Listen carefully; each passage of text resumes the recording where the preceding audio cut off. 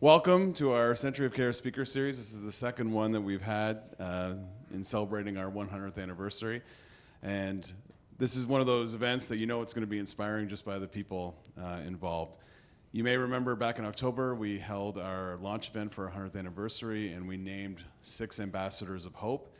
Each of these ambassadors are unique individuals with unique stories who have been impacted by mental illness in some way in their life. And I know at Ontario Shores we love to hear these stories because everybody's road looks different, and we know that there's ups and downs, and it's not necessarily what's depicted in the media or maybe the highlights that you'll hear from somebody on the street, that these stories are real. And it's been a pleasure to get to know Jordon. I'm honored to introduce Jordon Beenen, our speaker. He's a pretty interesting guy. We share an interest in rap music, which may surprise some of you. And he actually served as our public address announcer at our Holiday Hockey Challenge recently. And we look forward to working with Jordon on a number of other events as we get closer to our 100th anniversary. So please join me in welcoming Jordon.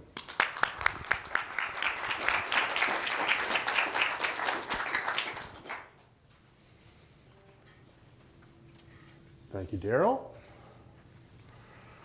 Good morning, everyone. My name is Jordon Beenen. I stand before you today, a 35-year-old man that has a fulfilling life. I have a beautiful wife named Jennifer and a fantastic son, Dax, who is in JK this year. He wanted to help me with my speech, and so he said, Daddy is a nice guy, and he helps me build things, and he plays things with me, and he gives me a big hug and a kiss. We go swimming. I like him because he colors with me and I swim underwater with him, and we can also play hide and seek whenever we want to.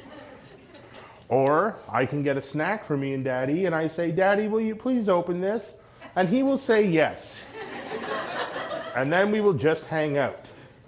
And he lets me have milk before bedtime, and he paints with me as well because he's my best buddy.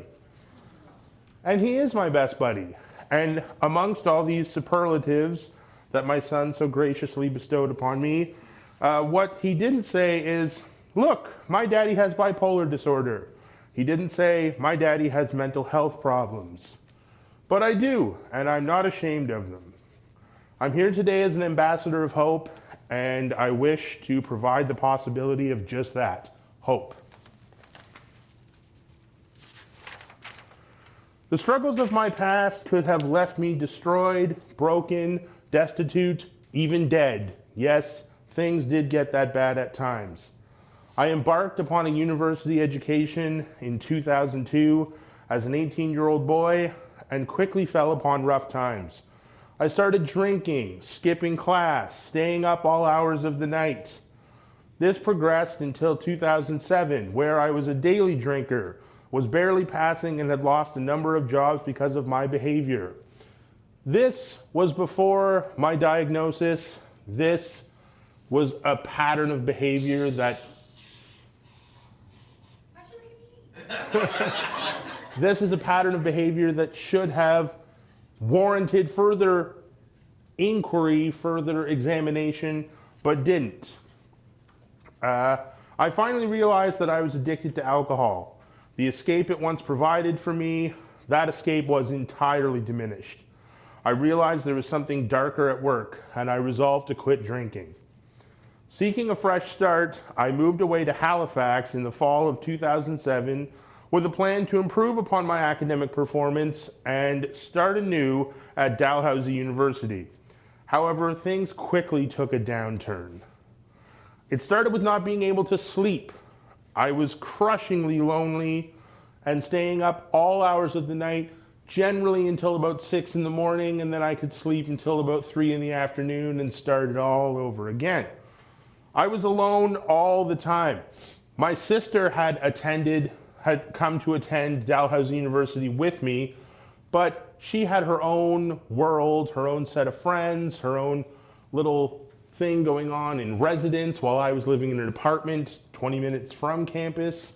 And I couldn't expect my 18-year-old sister to take care of me and make me okay. So I really had no one and nothing. Yes, I tried to reach out and tried to do social things, and I went to a couple of viewings of Leaf games and so on campus, but it never blossomed into a friendship or anyone talking to me, and so I had no one. I fell into a deep depression, one that I knew was present but didn't know how to describe or name. I felt sad all the time, I felt drained, I felt completely worthless, but I really didn't know how to put a label on it.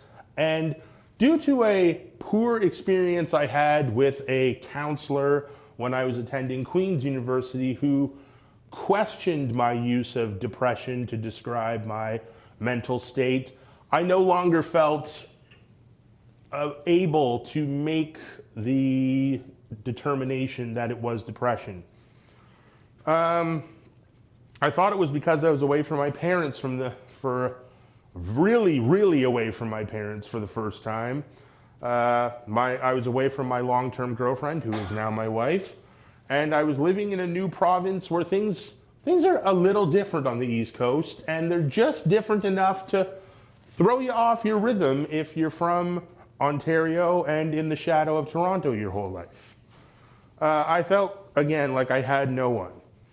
I had serious anxiety about doing well, trying to make everyone in my life happy, really make the best of this situation. I'd been given a second chance. I really needed to make good on that second chance. And so I felt every move I make was under the microscope.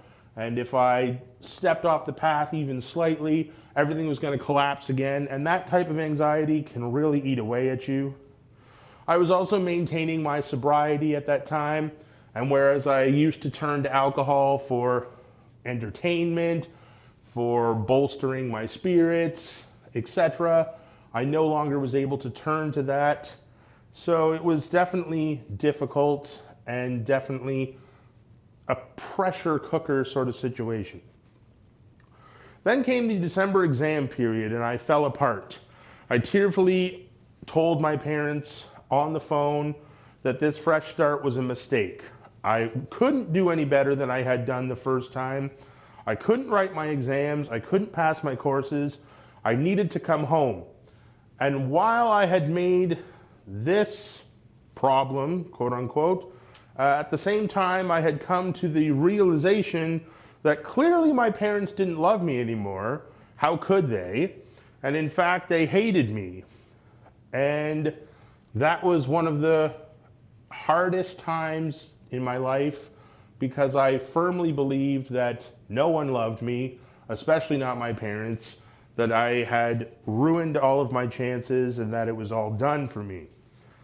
But after being talked off the proverbial ledge by my parents, including my father, who isn't always the most tender human being, but told me, I loved you before you were even born, so how could I not love you now? That was really what I needed to hear at that moment, and I soldiered on into the Christmas break. The Christmas break offered a brief respite.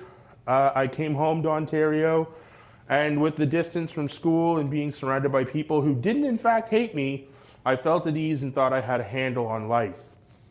That was to be seen that it was not true. I returned to Halifax. I felt good, but I could feel, even as I landed in the plane, I could feel a franticness creeping back over me, and I knew that I was in for a rough ride.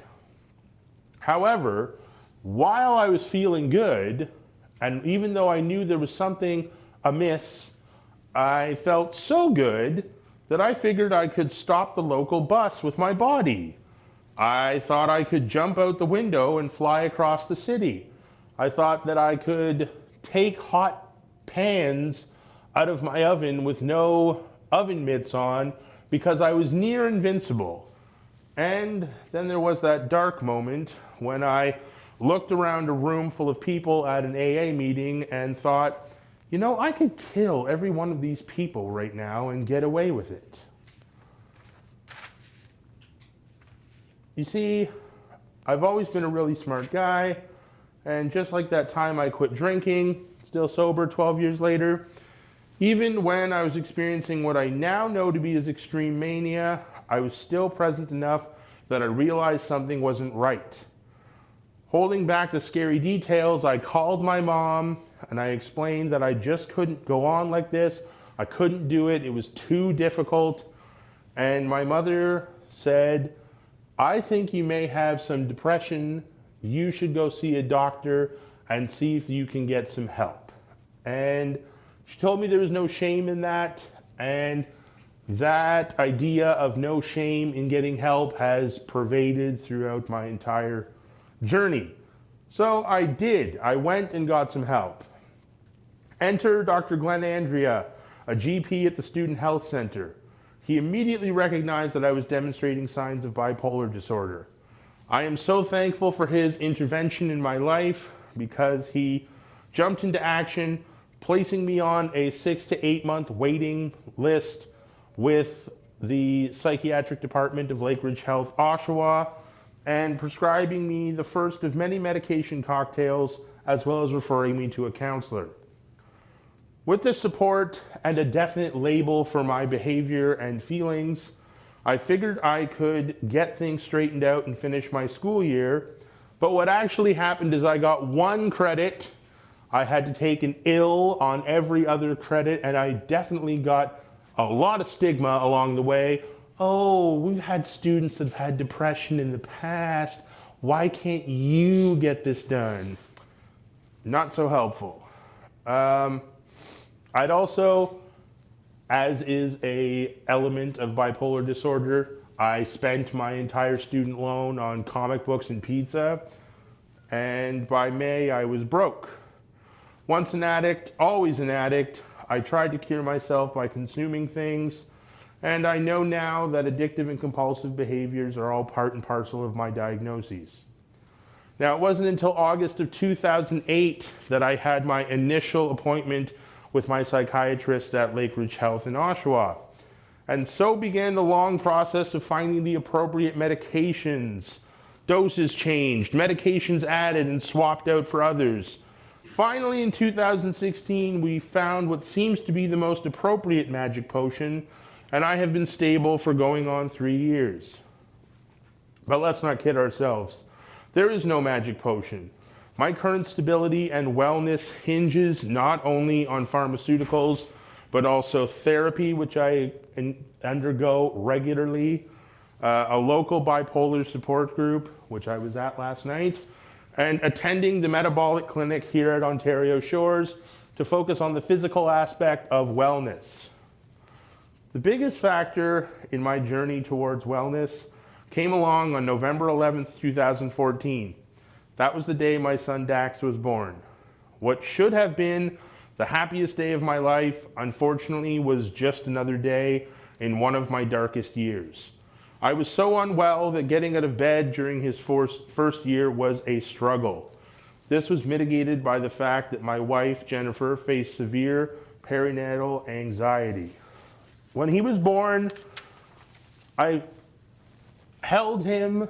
I didn't hold him right away because he had to go to the NICU, but I saw him and I didn't feel anything. I didn't feel a rush of emotion. I didn't feel, oh, he's here. Oh, my life has changed. Oh, I'm a father.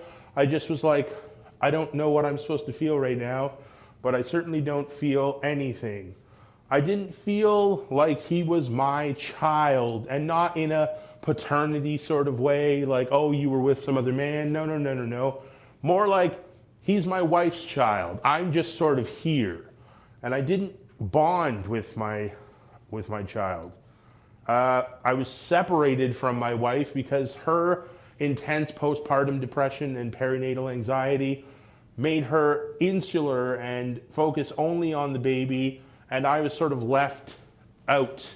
And I was struggling with my own problems, but everyone could only focus on the baby and focus on how I was not meeting the standards of care.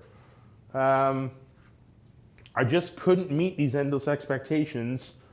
And then around his first birthday, I started to see him as my little buddy, as my son, as my child, as someone that I created. and really feel a love for my son. And now we are near inseparable. I am a stay-at-home dad, and I'm intent on giving my son everything that I can and making up for the lost time that we had. And I make sure that he knows how loved he is every single day.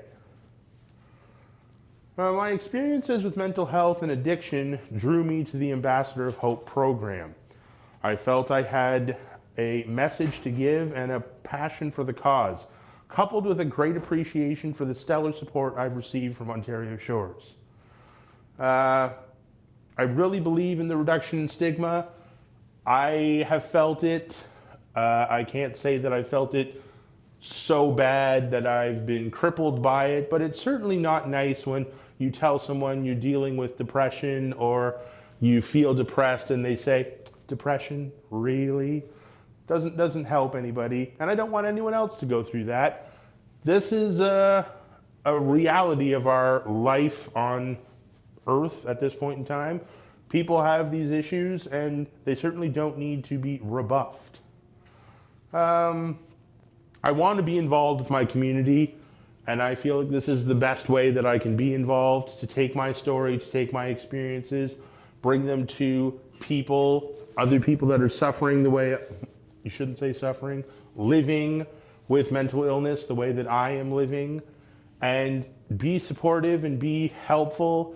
And I've had so many opportunities through Ontario Shores, through Lake Ridge Health, through COPE Community Care, etc., that I really feel I can give back by being an ambassador.